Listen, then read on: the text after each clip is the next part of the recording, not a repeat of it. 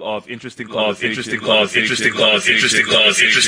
education and a huge learning experience. And for us, it's an honor to be a part of the closing day of the Human Rights Festival. I think it's been an interesting experience having a hybrid Human Rights Festival with a crowd inside and people watching online. I hope that those online have enjoyed it just as much as I have.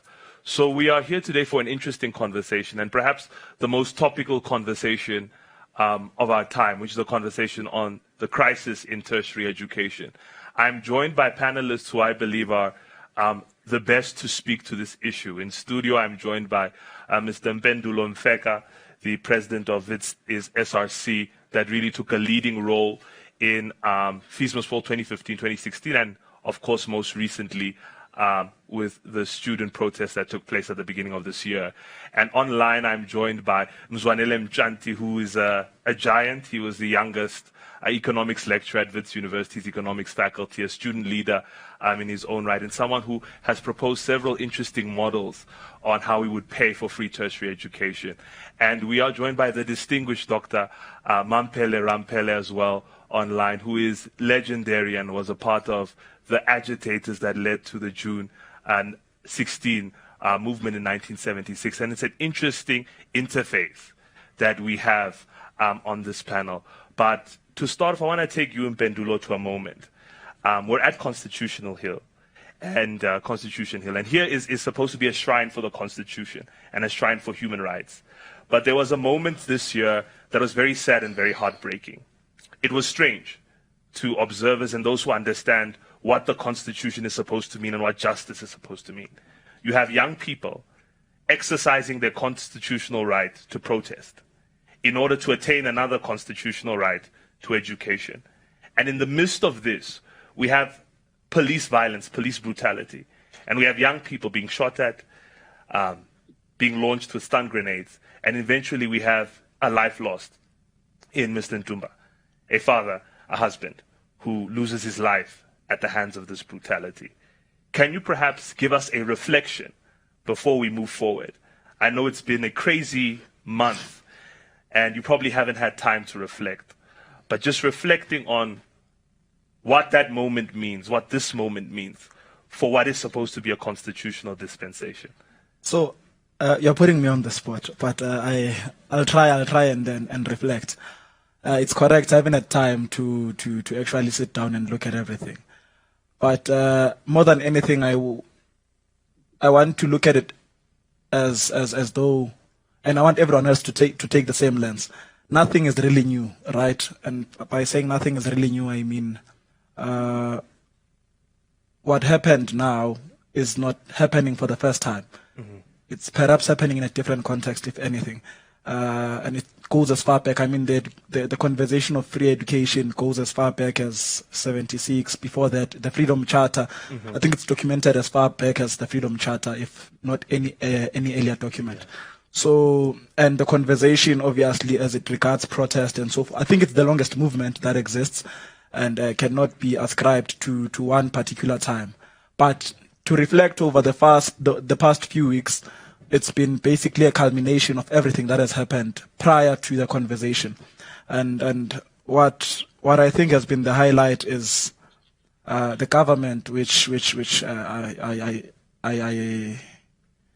a member of, and not a member of per se, but the political party that's in government I'm a member of, has been suppressing protest and not dealing with the issue that is protested for. Mm-hmm. Right? That's what's been the highlight of it. So each and every year we try and renovate NEFSAS. Mm-hmm. So there's a hole here, we must patch this.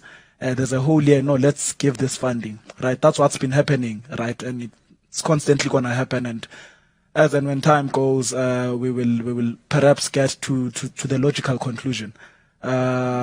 And it's difficult to really say. And I'm saying this because I've looked at 2015, 2016, I'm looking at 2021 now. So over the past few weeks, what has really stood out is to say the conversation needs to be had at different levels, right? Mm-hmm. And we need to define protest in different forms. We can't really attribute or pin it down to Madolo Phezulu, Yes. right, or the picket line. Yeah. I think in one of the days we had an artist event, right? The entire day we dedicated it to 1, 2, 3, 4, 5, right? And the fact that a life has been lost also speaks to public order policing in our country, right? How public order policing happens to black people and how it happens to any other race, right? And I'm going to racialize this because it's a racialized subject. And if I don't, I'd be making a mistake. There's a group of white people who, at one point, blocked the road with their cars and stood on top of police vans. And the only thing police could do at the time was take pictures, and they trended on social media. We did nothing about it. Yeah. You march from Jorison to Empire Road, you get rubber bulleted, you get shot, right? And you get arrested. We must fetch you with bail at Hillbrow. And it's been normalized, right? And I don't know why we haven't problematized that, right? It's been normalized to say every time there's a student protest, there must be a water cannon van, there must be rubber bullets, and there must be people who get jailed, some of whom remain with criminal records for the rest of their lives and are unemployable, right? Thereby detracting from what they went to university in the first place for. So I hope I haven't said a mouthful thus far, because I still want to have a few words. But more than anything, it's been a repeat of what's been happening over and over again, and disappointingly, very few arms of society, I don't want to say the state, of society have come to play their role in this, right? And I speak to, there's a young man who spoke about we live in a free market state. Yes. Corporate has done very little. Individuals in corporate perhaps have done something. We tried raising money, so individuals in corporate have done something. Other arms of the state are not playing as active a role as they're supposed to be playing. You would remember, would have come to the Concord to submit a memorandum of demand. And how they play an active role, I think they've been long enough in the field to define for themselves what the activeness of their role should be as a Concord, right? And perhaps in the constitutional makeup of our constitution, so there's a gap, a deliberate gap, right, which is made by comrades when they adopt the interim constitution. If you look at our education clause, section 29, it doesn't speak to higher education. It's limited to basic education, right? And it speaks to basic education deliberately. It's deliberate, right? And I appreciated the conversation that was held by the learners here, because it actually sharpens the contradictions of the conversation we're supposed to be having. Right? Yeah, precisely. To say, if the problem is not addressed at basic level, it can't. We can't be wanting to cut the cake at the top now and address it at tertiary or higher education level, right? COSAS has a position, and I'm wrapping up now. COSAS has a position, and the position of COSAS is private schooling in South Africa should be scrapped off. The minister's child must go to the same school as the helper's child. Right? That's as the janitor. That's what COSAS says. Say, no. Why do we have a Greenside High? Why do we have Crawford? And why do we have Orlando High? Right? And it's the same conversation which we've been advancing to say, look, why am I paying 68,000 for a law degree at Wits, but paying 30,000 for a law degree at Univen? And we expected to compete in the same level.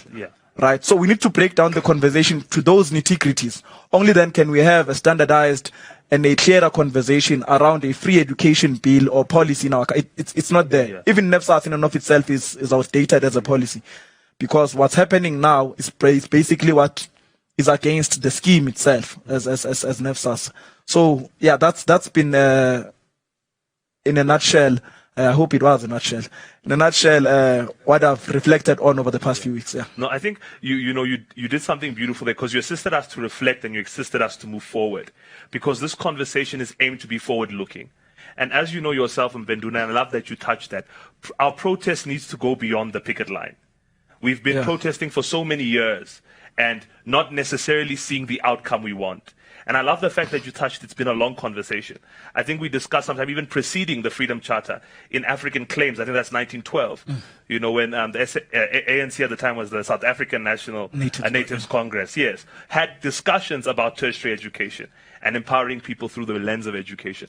But something that is missing in the fallism that we've been experiencing experiencing recently is the connection between tertiary education and basic education. Yeah. And Mom, this is where I want you to come in, because something you guys were exceptional at doing in the Black Consciousness movement is, as university students, you were able to agitate on campus, and eventually culminating in June 76, you had high school students joining the call that you started. So, Mom, maybe perhaps your reflection on where we are as an observer, what you've seen from the activism we've been doing recently, but also how we can connect it to connect the dots between basic education and tertiary education. Thank you very much. I just want to tell you how proud I am to see you guys leading the conversation, because it is time that your generation picks up where my generation left the baton.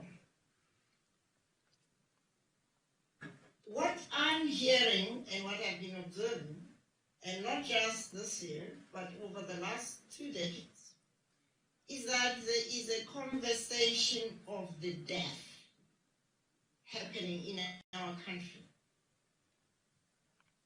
And the two propositions are that higher education benefits individuals and therefore is an individual responsibility, versus the need for higher education to be part of the entitlements of citizens. What is missing in this conversation of the deaf, and which is what makes it a conversation of the deaf, is why, the why question. Why is it important to have higher education and for it to be allocated public resources? Mm-hmm. The traditional approach to higher education has been that of professional and skills training, which benefits the individual directly and indirectly benefits the public sector when people get employed, and the private sector where people make things happen, and on the side then benefit the national purse.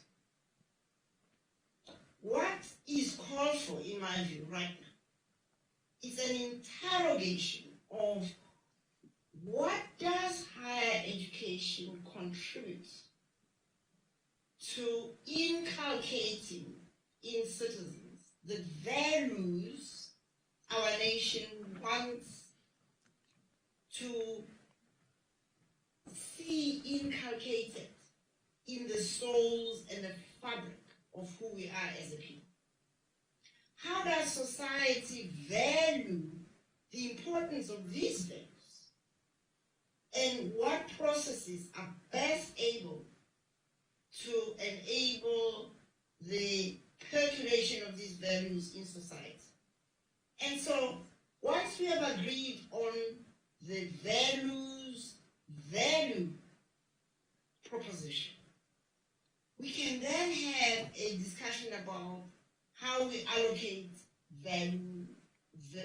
allocate resources. Now, when you look at the world, there is always a conversation, whether you're looking at Australia or Finland or looking at New Zealand, there's always a revisiting of the value proposition of higher education in every society. And I think today, that's the need for that revisiting is higher than the planetary emergencies we are facing. COVID is not just a single dangling problem of health. It is a reflection of the world we live in, which has been fundamentally altered by climate change and the behavior of human beings in extracting value and not looking after our ecosystems. And so this, for us as South Africans, we need to revisit higher education and its value to who we want to be. And I want to go back to something you mentioned in your introduction. Our 1996 Constitution is framed in the language of human rights. And majority of South Africans. Whereas, in fact, the spirit of the Constitution of 1996 is a spirit of Ubuntu. Now, going back to my generation of activists, why we're able to connect as university students with higher education students, with primary school age, is because we were all very conscious of the value of Ubuntu, which was inculcated in us, where we were told,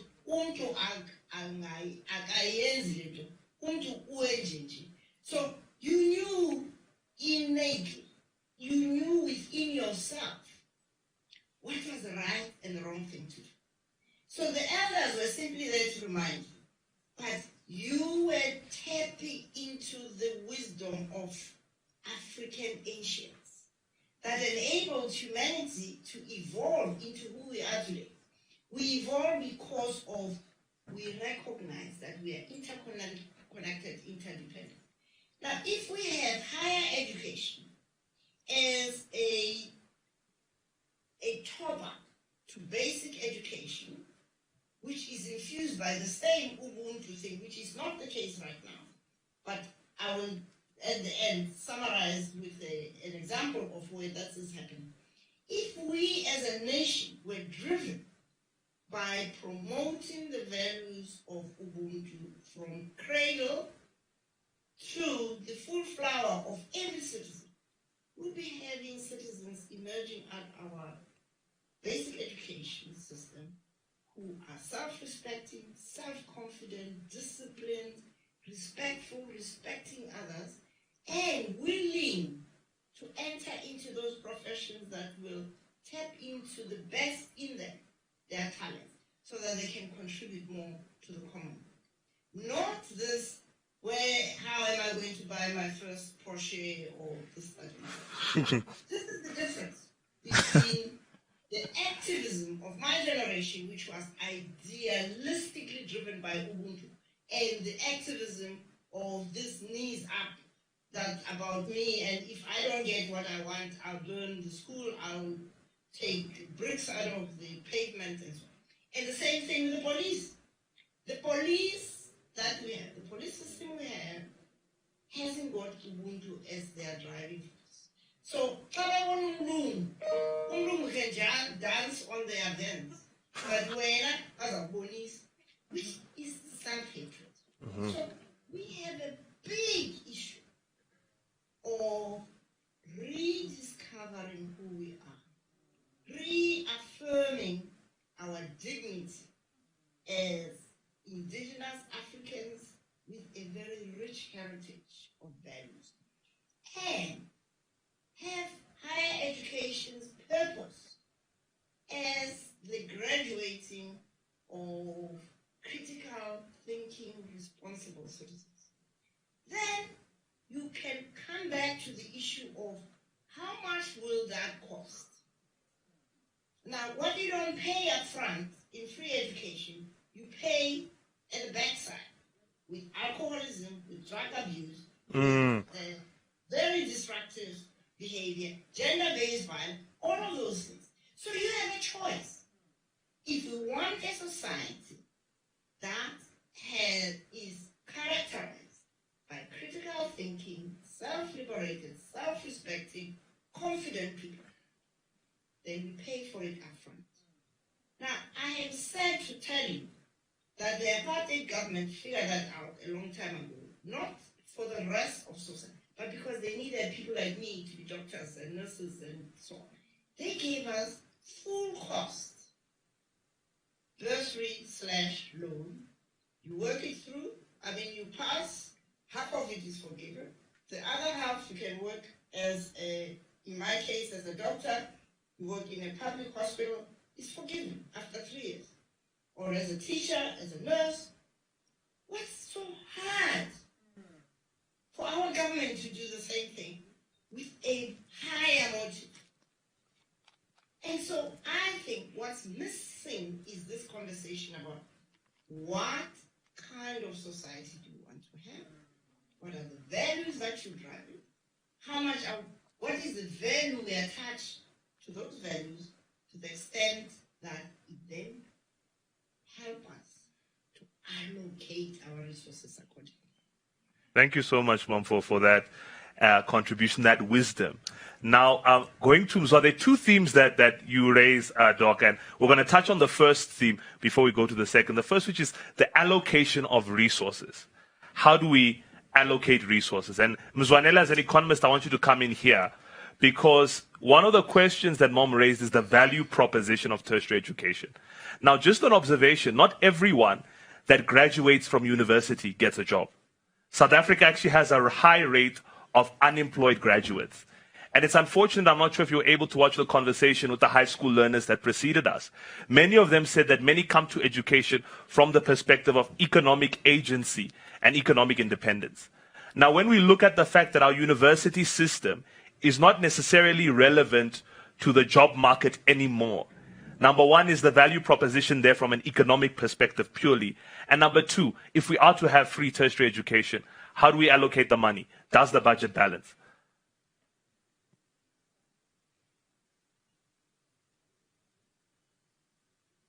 We can't hear Mzwa. I think you... So oh, there you go. Yes. Can you hear me now, Mike? Yes, we can. We can. Okay, thank you so much, Mike, and greetings to all at the Constitutional Hill. Thank you for this opportunity.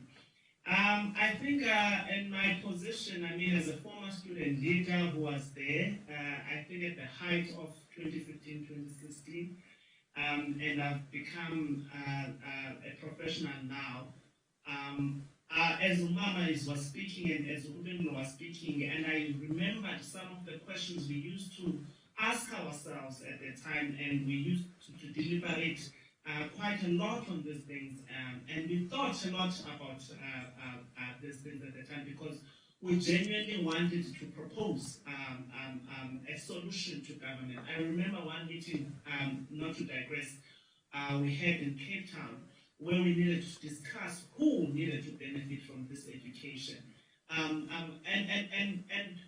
the overarching thing, Mike, for us was that we are fighting for access and success in education. And we said, why do we do this? That at the top of it, we thought our education needed to redress and transform. And we said, if it then is to do that, it then means that the way we educate our people is important, which is why then we're calling for free, quality, equal, decolonized education. Yes. Because we wanted to capture all of that. It was in fact for all, but politics made it by the day it was not for all. But the reason why we were, some of us, most of us at the time were calling for all, but government wanted to just be for the poor, is because we wanted it to be everyone's interest. We wanted the education to be to everyone's interest, and not to say that we're going to fund a certain portion of society, because that already fragments society into portions. And therefore, if you have a society that is fragmented, when it comes to education, you are never going to be able to derive the values that Dr. Mampere is speaking about, for instance, now, because we are not going to agree at a value proposition system, because we have divided ourselves already from that front. So at the very least, education needed to be equal, at least in the way we speak of it. It may be different in the way maybe at the background the government funds it. Just to come back to the question that was of interest to you, I thought today I would probably look at higher education and what really it is. So I think Umama has really looked into that. But I wanted to then also look at Treasury and its plans to fund higher education. So our national treasury spends about 5 to 6% of its GDP towards education, and this speaks to basic and higher education. And this is far lower than what the average spending on on education around the world is. The rest of the world spends about 11 to 15% of its GDP on education. So we are already constrained. And in the South African context, you'll be informed that education, or even if you're not informed, you observe from these conversations with the government bureaucrats, that education, higher education in particular, competes with social development, Department of Health, as well as basic education. Higher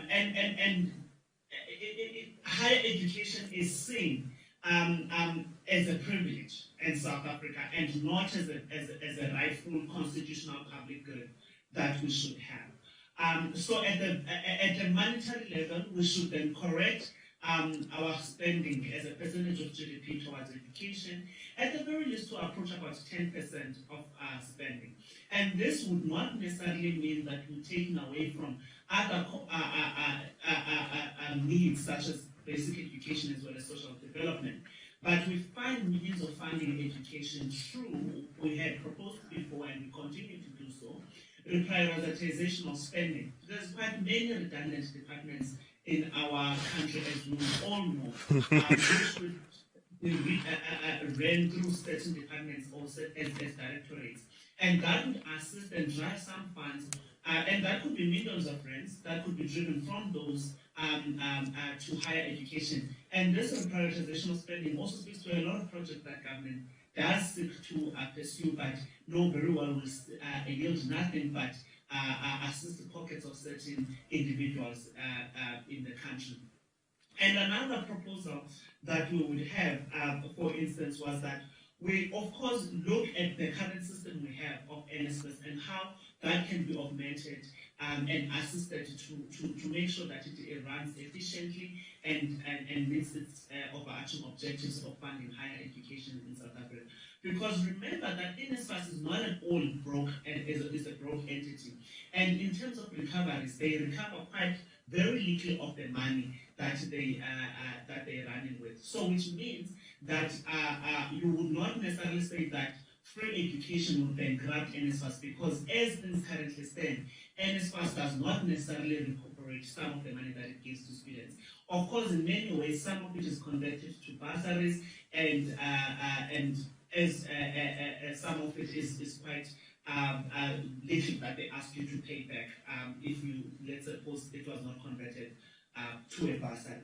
And you could also look into certain things such as levies, petrol, education levy on petrol, alcohol, and many other same commodities that we have. And this would then drive this money towards very higher education.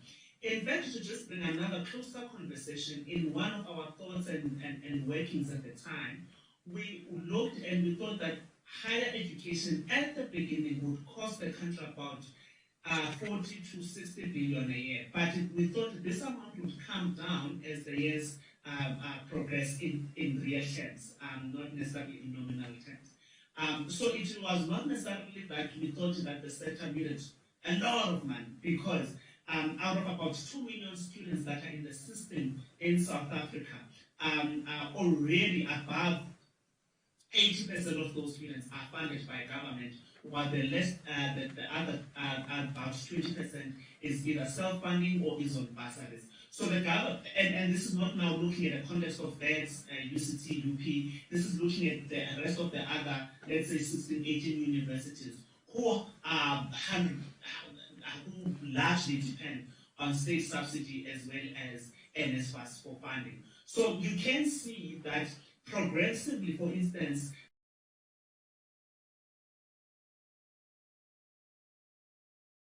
the government always argues that they are progressively realizing free tertiary education as promised by the Constitution. And when they say that, they quote these strides that they have made in ensuring increase in enrollment numbers at higher education and trying to fund higher education. But major problems remain in the sector because the funding, as we should continue to think about it, should not necessarily be around tuition only, as the context of South Africa and our students speak to accommodation, to sanitary needs, to food sovereignty in higher education, to technology, etc., etc. So education and giving tuition fees only does not necessarily guarantee success at higher education. And this has been part of our shortcomings, that when we come to speak of this matter, people ask you, has this students passed? And we say, well, they passed 50% of it, but you can explain why. And the other 50% is basically contributed by these other structural factors that we find in higher education when we speak. So when I close my input, I would then say that in these attempts to then fund higher education, we should then continue to look at some of the things that we have done, and really, if you are going to ask the question of what is the value proposition in terms of the job market, it is always, at any point in time, a good thing to offer education as a public good. And you can therefore go and digress to speak about how the labor market absorbs graduates into the system to make sure that the cycle continues to complete itself, and they contribute into the GDP of the country and into the development of the country. But to educate the population is always a good thing. Thanks. No, and there you have them as well, talking about the value proposition of education, just that education as itself is something good. And he also spoke about some of the strides governments made, but also made it quite clear that it's not so much a crisis of resources, but it is sometimes more a crisis of political will. That the political will to make certain cuts here and bring them there is not necessarily present. But the second theme that Mom raised, which I think is important, and Mzwa raised it, is that when the first iteration of this Fees Must Fall start was for free, equal, quality, decolonized education. And President Mfeka, now I want to move to you and zone in on this conversation of decolonized education. And I think it's interesting that we're having this conversation in the midst of COVID. What I saw as an observer during the COVID crisis, and we'll go to Mom, who herself is a medical doctor after you, was how colonized medical sciences is in South Africa. What do I mean by this? The fact that every direction which was followed by the WHO was mimicked by South Africa. The fact that the predictions from the WHO of an African massacre was also agreed by South African scientists. And when the virus came to Africa, it behaved fundamentally differently from their predictions. And when we look outside the continent, or outside of our country, to countries on the continent that have less money, that have less resources, less medical practitioners, they've actually better managed the virus than our country here. And some might say, well, there isn't testing in that country. But you can't hide 1 million people dying. So the reality is that Africa has baffled the world in terms of COVID-19. And even when we talk about medication, the fact that vaccines, with the rich plant abundance we have in our country and across the continent, there's not a single African vaccine. There was a Congolese professor who suggested a drink that the president of Madagascar took up, but it was laughed at. So we see, by and large, that in terms of education, still, we are following European standards and measures. As a present SRC president, how do you think we go about tackling this challenge from a student perspective? And is it actually the student's role, or is it staff, academic staff? Mzwa is now a lecturer. Dr. Mampela, a Black Conscious Movement activist, was a VC. Whose job is it, and how do we agitate for it? So part of the reason why we have this conversation of it must be free, quality, and decolonized, and decolonized is the important word here. It's because if it's free and it's not decolonized, it's not free. Right? And perhaps I must break that down. So there's often a word that goes around that we need to find African solutions for African problems, Yeah. right? So you pay for it later if it's not decolonized, right? There's something called brain drain.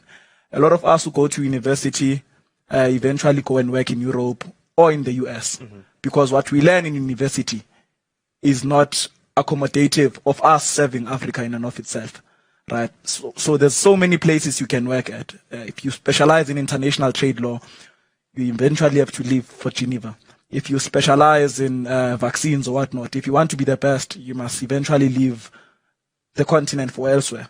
So first and foremost, to address the issue of decoloniality, there's very few areas, right, be it in medicine, as you've cited, be it in engineering, be it in whatever it may be. Funny enough, the best mining school in the world is Wits, right? But we still leave the country. and we only come back to take the gold and leave with the gold. But it goes back to your primary issue of saying, okay, fine, decoloniality. What do we mean by decoloniality? We mean it needs to serve African people in ways that African people need to be served, right? So, and part of it, just to problematize it a bit further, and I'm not going to propose a solution to this, the very fact that it's 4 African people who are having this conversation, but they're having it in English is a problem, right? And when Mwalimu proposes that Tanzanians must use one language, that being Swahili, it's seen as unpopular at the time and impractical, right? And perhaps now it might be seen as unpopular or too divisive to propose that we have one language. But to wrap it up and answer your question more broadly, I personally do not think that the role of the decoloniality of education or its accessibility should be left to students alone, right? And perhaps I must be harsh on academics here, right? We've been protesting for 3 weeks or 4 weeks now, and we only stopped about a week or 2 ago because of a strategic retreat we decided to embark on to try and get people registered for the test weeks and everything else. But of the weeks we've protested and the years that preceded those years, academics are only joining us now. Yeah. And it's quite ridiculous because academics understand this conversation better than any other student who's been in university. In 2010, someone who's lecturing economics at Wits, not Mzwa, someone who's lecturing economics at Wits was here either as a student or in any other capacity, and they're here in 2021. Yeah. And they've seen the conversation develop from one era to another, right? And when it's protest, we must go and beg Mzwa to say, not Mzwa, we must go and beg a professor at Wits or in whatever campus to say, Professor so and so, can you kindly help us guide conversation and whatnot? Because what's often undermined is when the conversation has to get to a higher level and has to be heard at a higher level, the submissions from the student body are often undermined or overlooked because of the ageism that persists in our country, right? So if I come as Mpendulo from Wits and I say free education in our country can fund itself, how? Through social security measures that will be relieved. So by that I mean over time, social grants and government-built houses won't need to be built because our people will have been in a constant developmental state. So meaning that money, a huge majority like of our budget goes to social grants. Yes. So it won't necessarily go there and it will be redirected into higher education. Second, the publication of research in institutions of higher learning produces money, right? That would fund education in and of itself. Right, so that's why it's cheaper to study a postgraduate degree in our country than it is to study an undergraduate degree. So, and it's more accessible to have funding for a postgraduate degree than it is for an undergraduate degree. So there's I think there's about 13 models of funding free education in our country. But if we're practical and we're honest, at least maybe we want to look at it from an NDP perspective to say we're a developmental state. We need to develop skills, and those skills will eventually empower or fund education in and of themselves. So, in the last 10 seconds to wrap up, the decoloniality of education inevitably implies free education. But free education does not necessarily imply decolonial education. Yeah. So, there was Ikusasa funding, which was proposed, I think, in some year, to say we want to propose Ikusasa funding. What Ikusasa funding basically meant, it was a brother or a sister to NEPSAS. What it meant is students who do not qualify for NEPSAS would be rendered or would be given to banks. You'd sign an agreement with an ABSA or a NetBank, and in the event that you don't pay ABSA or NetBank as a missing middle student, then you eventually have to go back and they'll come to your house, take your couch, come to your house, take your TV, come to your house, take the car, right? That's what the missing middle was subjected to. Yeah. And I have a problem with this concept of missing middle, right? It's a colonial concept also in and of itself because it creates a relationship of the field and the house Negro of some sort, right? And by that relationship, I mean you are good enough to work in the house, and the house I'll use the plantation as sentence. The house in this sense is you having a decent job to pay for a roof and stuff like that. And the plantation being you not having enough to get that, and you only get from what is left of that, being government taxes and social grant through social grants and so forth. So it's a divisive concept, right? And I think it goes back to what Mzwa was saying earlier, to say we had to say free education for all, because we didn't want to have categories in our education system. Once we have categories in our education system, when a mic in class is paid for by the government, and when a sheikhs in class is not paid for by the government and is paying by himself, there's already a gap in the conversation, right? And when there are shortcomings, it's hard to address them, right? So I think we need to also revisit this idea of missing middle, right? It's a colonial concept, and we must reject it, right? And if we don't, really, we're going to run into the same cycle again, because we will assist the working class 350 and below, and we will have a problem now of the missing middle, which would then need to be addressed by a different generation. So it's a vicious cycle, and it's unsustainable. It's unsustainable. You know, and thank you for that. I know, you know, there's something you said which is very important, that so far the burden in activism, at least on the ground, seems like students have been leading the conversation on decolonizing education.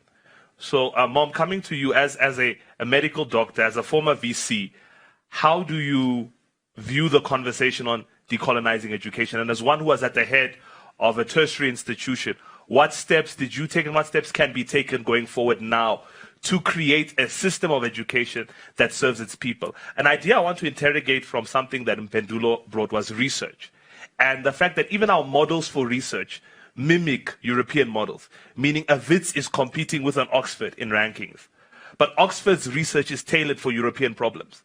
So now when a WITS is trying to compete with an Oxford and is producing papers that are solving European solutions, we run into the same problem. And maybe we must stop looking at universities in terms of the ranking systems and judge them on their relevance to the communities they exist in. But I'll pass that question to you, Mom.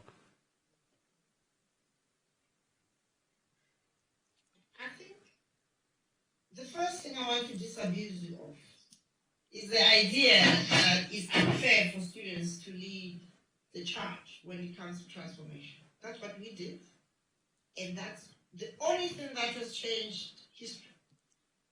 Because young people are not yet entangled in those things that kill your ideas. Yes, I will continue to work tirelessly for my generation and the generations after me to accompany you in this quest. But you, as young people, let me be very honest with you. You cannot have your cake and eat it. You are members of political parties, whether they are the governing party or other parties. What is your voice there? Because those are the political parties making these policy decisions that you are now wanting me and other people to be part of changing. You are the largest voting majority in this country. Come on. You must put your vote where your ideals are. That's what drove us. You want to have your cake and eat it. You want to remain a comrade. I even watched some of you wearing these party political regalia. You cannot do that. If you want to advance a values-based, decolonialized education system that is of high quality, not just of value to you, but for future generations, you must be non-party political. That's the first one. The second is, you are preoccupied with this colonial thing, as if the colonials are still here. They are not here. You have to challenge your leaders in government, in the private sector, and everywhere, and you have the right and the numbers and the power. But you always feel like victims. You are not victims. You have the power to be that critical voice. Not once there is a problem. Always. Always watch out.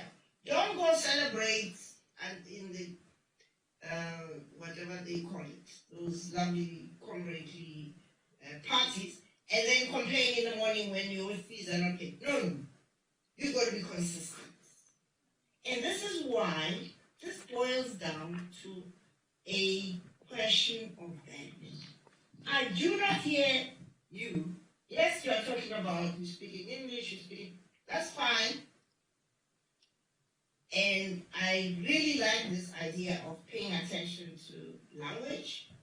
I get that. But you know what? If we were to pay attention to values, like I have said, Ubuntu will open the doors to all languages and all respect and intolerance for this abuse of public positions for self-enrichment. And even students, NAFSAs, is also meant by students who get into cahoots with the officials in NAFSAs. You guys must stand up and speak out against all the values that are against what our elders told us. A person doesn't do that. Umuntu akayenzi into enjalo. Right? Umuntu hadiri into enjalo. So that's my first comment. The second comment about the change in the curriculum of education. Without this values-based or the conversation around values, changing curriculum doesn't happen because then it's going to dangle in the middle. I'll give you an example. If you haven't yet been to a LEAP school, there is one in Diepsloot. Now think about Diepsloot. You think first and so on. Go to that school, then you'll see what values do. The difference between that school and even St. John's, which is a high level, very expensive school. But Diepsloot LEAP School produces higher quality students. Higher than the students from St. John's. Why? Because those young people come out of there self-liberated. They don't worry about colonialists and what they do or don't do. They are clear about who they are. They are clear about the need for self-discipline. They are clear about the need for self-respect. They have high expectations of themselves. And they have a peer-to-peer mechanism to keep each other accountable. You can't go drinking until early hours of the morning and then fail and you say, well, I'm excluded because I'm black. You just didn't do the work, right? So, this model is only 6 schools. We have subjected it to analysis by people other than me, who's a praise singer. Now, in the general public basic school level or system in South Africa, 1 in 5 students end up graduating from high school with sufficient competence to get into universities. And I'm just saying sufficient. I'm not talking flying colors. Whereas this school system in the poorest townships and villages of South Africa, 3 out of every 4 students end up qualifying for any university anywhere. But no, they are citizens. They're critical thinking. And many of them with A's in math and science don't choose to go and do engineering. They choose to become teachers. And they've got a teacher training program, which is part of what we must change in our higher education system. The training of teachers in universities as currently constituted is a waste of money. But this model, we have the teachers training as apprentices at the schools and registering with UNISA for the theory. The quality of teachers that emerge out of that is incredible, right? Now, there are many ways which we can take what is there and take out what doesn't work and take what works and enhance it. The one source, Uzai, that we're talking about in terms of reordering, which you did mention, is a system which I oppose from its beginning and I will continue to oppose until my maker calls me, is the SETA system.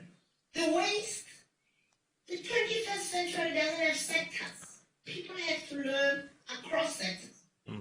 And I read the other day, I said, let me just be honest and give this a chance to look at the evaluation of the SETA system over the last.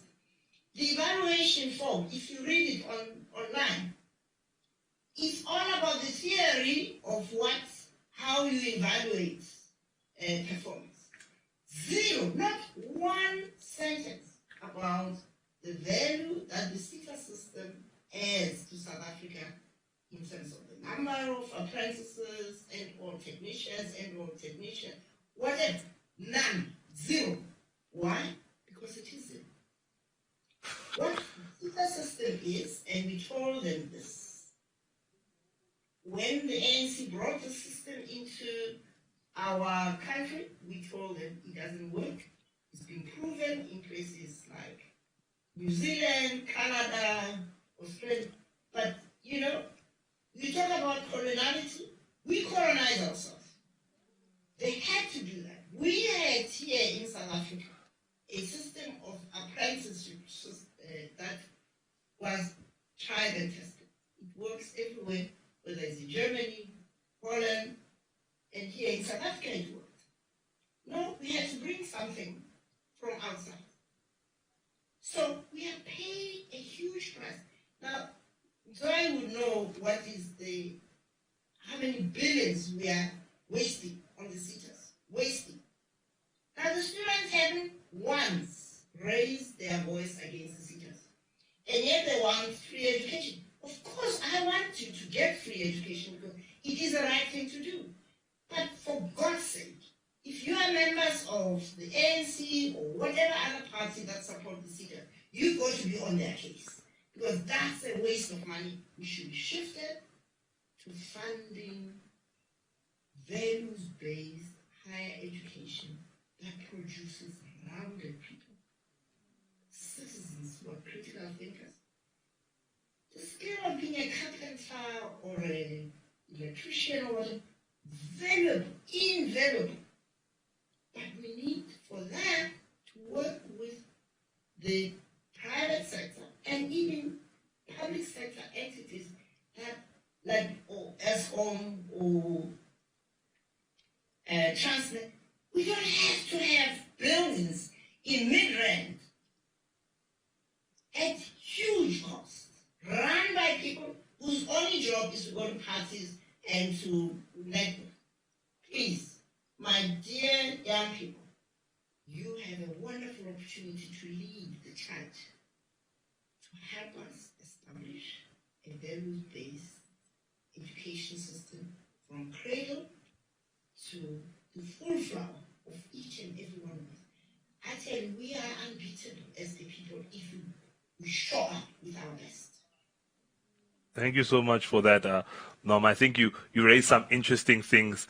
And one of the things you raised was, young people and the youth's allegiance to political parties, And if I were to put Mpendulo on the spot, I would ask him to respond, But because of time, I want to, before we go to Mzwa, open the floor to questions, because I see some people on the floor want to ask some questions. So what we're going to do is we're going to take 3 questions, and then the panelists will answer the questions as suits them best. And because we cut, Mzwa is going to answer first. So if you have a question, just lift your hand, and then you'll come to the podium here. I know it's a lot of work, but because of COVID, we need to obey the restrictions. So if you have a question, especially some of the high school learners here, please lift your hand and you can pose the question to the panelists. Anyone with questions? See one question. Second question. One of the young ones. Okay, Sihle, I'll give you the third question. I'm going to put you on the spot. All right, come up. Yes.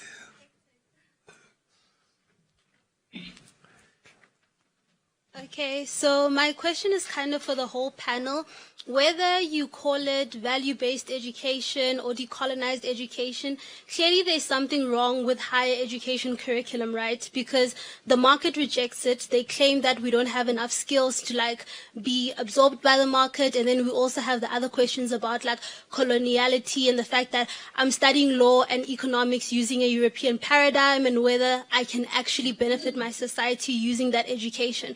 How do we as academics, as students, as all other participants try to drive the curriculum question forward? And I would like to pose this to Mzwa because he's actually my lecturer. In the academic space, how do academics themselves push that forward? Because it seems that people are quite radical when they're students and they're about changing undergraduate curriculum. They want the paradigm to shift. But once you get absorbed into the system and you become the VC or the professor, there isn't much incentive for you to challenge the curriculum and the norms because it is a lot of work to develop a curriculum. I've realized that just as a student activist involved in economics curriculum development, it's really hard once you identify the issues to get into building a new curriculum for Africa from scratch. Yeah, thank you so much, Neo. And I'm noticing that Mzwa's students are always radical. Yes.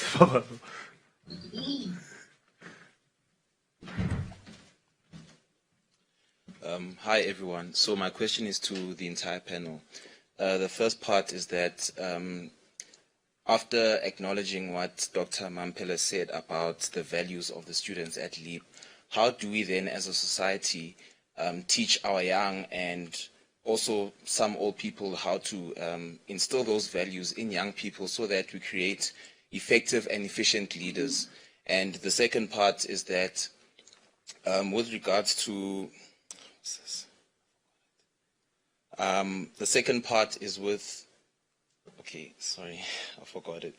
But yeah, I just want to address that part first of the value system. How do we then like harness it so that we as a country change overall? Mm-hmm.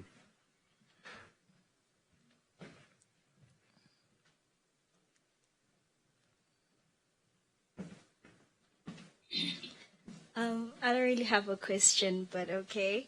I wanted to ask how, because there's like an ANC youth league, there's an EFF youth league, all with different values and different ways of looking at things. How do you then make them work together in order to find a solution that will work for everyone? Because we have an ANC youth league with the ANC setters that focus on this, and we have a EFF with their radical mindset of let's fight colonialism. How do we then make them work together and leave all the politics apart, make them work together as like the youth in order to find a solution to the problem?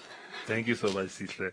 So we have three questions, and Mzwa, I think I'm going to go straight to you. You can answer whichever ones you want. The first was, how do we drive curriculum change forward? So how do we push that question?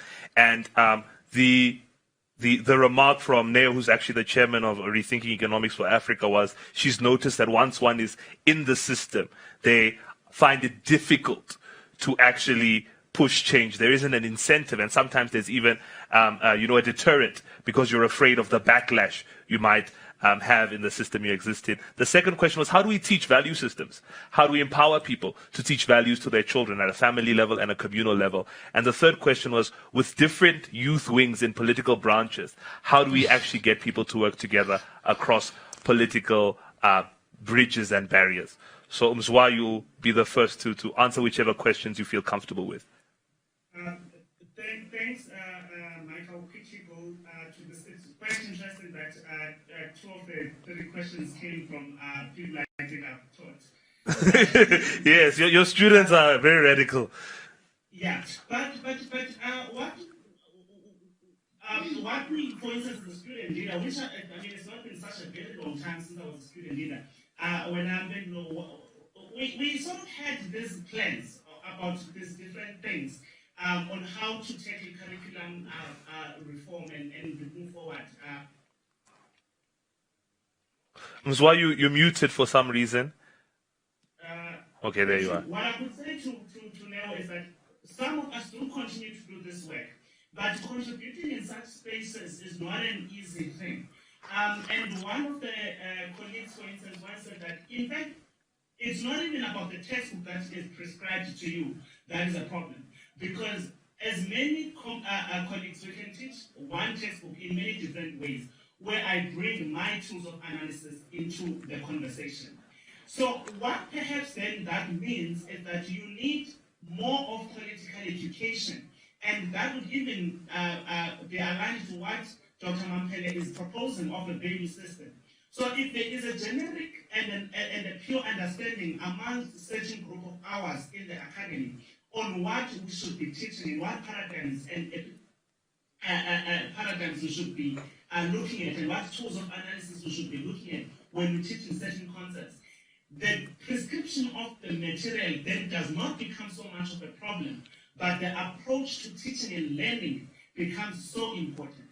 So the people that you recruit into the system then become important in terms of making sure that certain values are taught and certain principles and concepts are taught in certain ways. And another thing I want to make, another point I want to make around curriculum and curriculum change is that the way we contribute to the conversation is different. The students themselves need to ask their questions. The lecturers themselves need to ask certain questions and bring in new conversations. And we're not only contributing through teaching and learning, we also contribute through research. And there was some talk here from Mike and Bendigo on how we conduct research as African scholars. That on its own is an important conversation, and some of the things that we do. So we're looking at our teaching and learning approaches. We try to bring in the context of African issues and how, for instance, economic different tools can be applied in resolving some of our problems.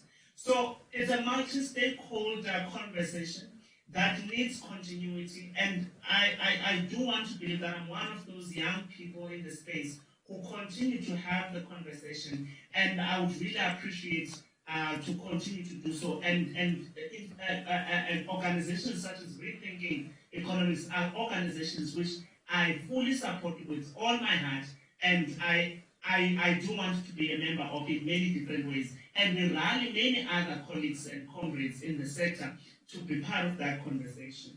And I think really most of the questions that were being asked here are directed to Umam Mampele, and it makes sense that most of the questions, again, that are being asked here do go back to the value system that we as a country in a social contract agree on. Mom, the ball's in your court. So how do we teach these value systems? And you can touch on the other questions as well. Beauty of the value system is that it's not about teaching. You know, they say it takes a village. I grew up in a village in Limpopo province. Now, whether your parents were there or some other elder person was there, you were always aware that you are accountable to everybody around you, and your respect for elders meant that if someone says you can't do that, you can't say you're not my mother. Now that has to go into the education system where children come into the school with parents who are proud to say, no, umntanami, you know, akakwazi ukuthetha isiXhosa, uyakhumsha. What kind of child is that one going to be? And you see, the difficulty is that we as South Africans, post-1994, didn't acknowledge how far we were damaged by the idea of white superiority. We complain about it, but we embrace it. Just think about how we dress, the hair that we buy at enormous cost. Everything is about AP. Whereas Unoxolo, the SABC newsreader, says closer, showed us the beauty of this continent's press. Oh, but because you can't get that from Gucci.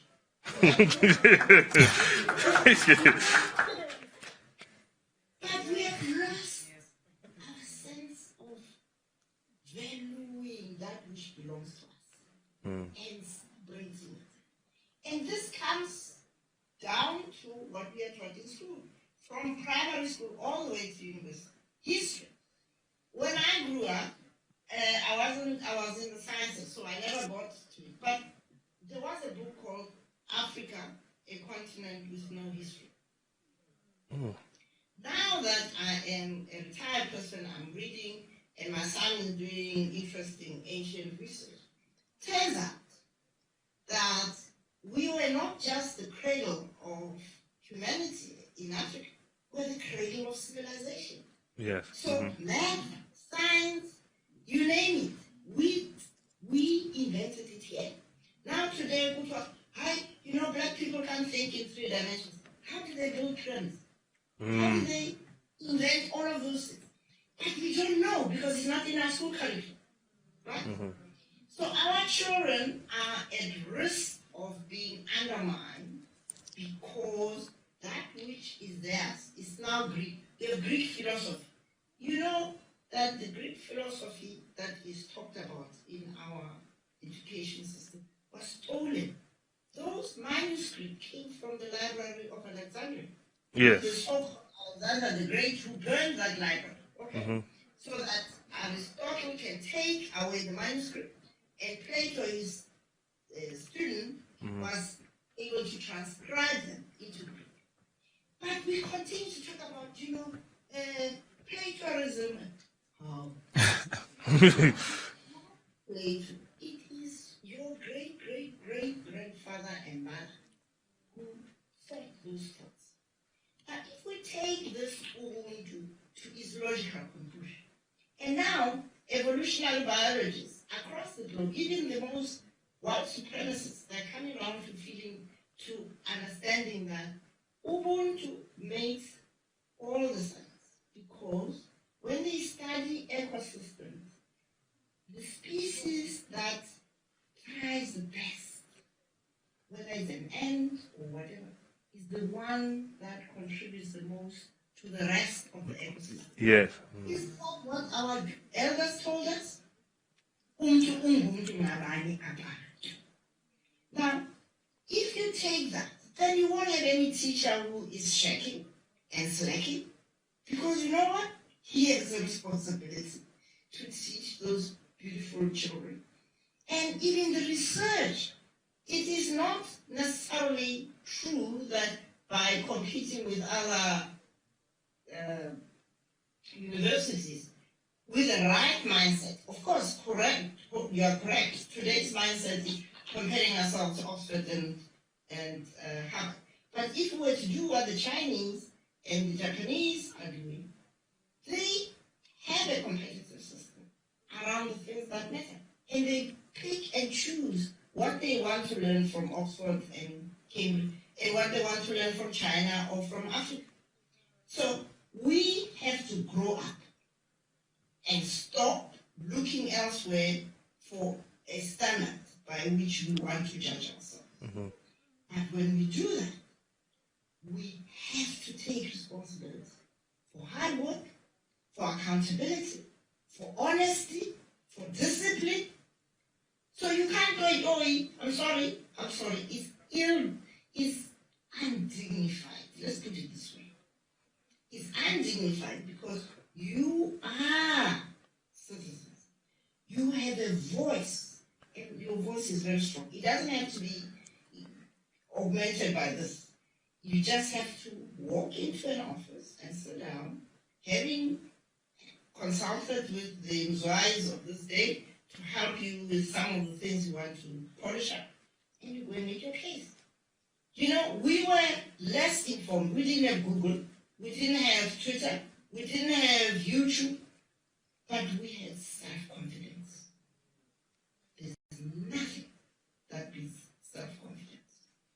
And we as South Africans must stop looking outside, including this Washington consensus nonsense, which we have the Moody's judging us and grading us, but US is in serious debt, but it's category A. We are junk, and we accept it. We should tell them to go and junk their own country, and we get on with the work we have. Because if we are using every cent for purposes of investing in bringing up well-rounded, critical thinking citizens, then the value of the money we spend on it will come back a billion-fold. Mpendulo, I'm going to pass it to you. Usually you are a young person speaking to elders and you're saying the young people are speaking. Well, in this room, the young people are speaking and they're asking you about these political parties of yours and how to work across aisles. So I'm not the founder of any political party, but I will try and address both in historical terms and present terms the question that was posed to me, and perhaps also respond to the other two. So Mamdani, there's a guy called Mahmoud Mamdani. He speaks to decentralized despotism. And in simpler terms, what decentralized despotism is the idea that while the settler might have left Africa or the colony, colonialism remains, right? And Dr. Ramphele says we colonize each other when she puts it in this conversation. And it speaks again to the idea of the party badge, right? And if there's one thing I think you've seen over the protests we've had, not only this year, but looking at them in their historical terms, you will have seen leaders from various organizations calling for an ability to transcend the party badge, right? And I'll speak to the party badge when I conclude. So the ability to transcend the party badge, and the ability to transcend the party badge, you must be able to see a SASCO chairperson on campus, which was formed by, among others, Dr. Mamphele Rampheles and your Bantu Bikos and them, and an EFF chairperson working together for a same cause, right? The month we are in is a great highlight of that, right? The ANC, the PAC, and other organizations lost a lot of lives on this particular month, right? So it's not a new thing, right? If Sobukwe and Mandela could differ on an ideological point, but agree, so we differ on tactic, but we agree on strategy.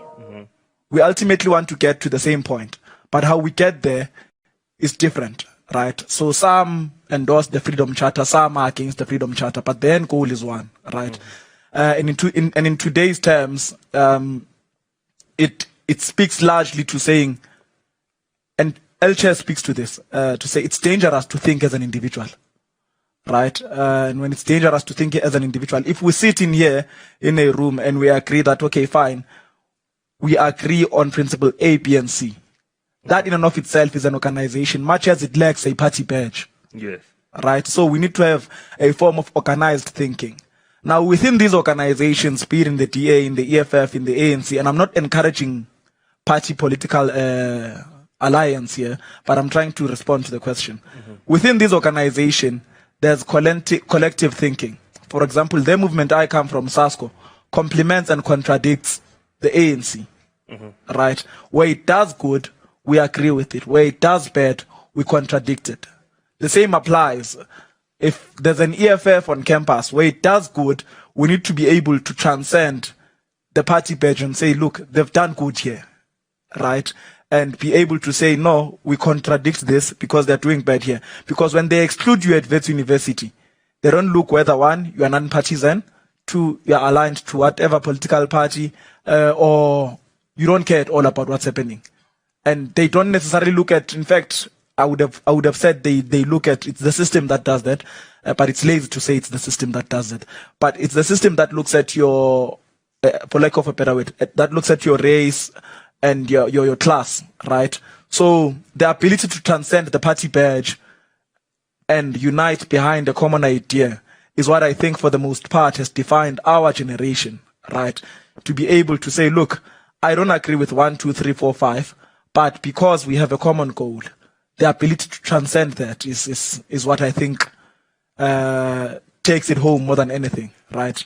And I'll be honest, man, like, there's very few, if any, people who are not party aligned who actually participate in the struggles or the injustices that are faced by students. Most activists in university spaces either come from one political party or the other. And perhaps it's something that should be problematized, but as it stands currently, activism in university spaces is defined by that. You must be coming from an EFF, from a SASCO, from a youth league, from a DA. And it's very rare for you to find someone who's an activist in their own right outside these political parties. Now, obviously, you need to sharpen the contradictions within those parties, right? And by sharpen the contradictions, if in the ANC Youth League, for example, and I'm going to cite an unfair example, our president is 28 years old. We need to sharpen why is our youngest member 14, but our president 28. Right? And yet in parliament we are saying old people must leave. Am I not too old if I'm 28? Right? So I'm not 28, by the way. I'm much younger than 28.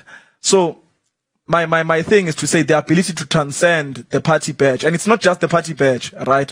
Because it goes back to saying if I'm striking with so and so's child who's a billionaire, is that not a contradiction of my very cause?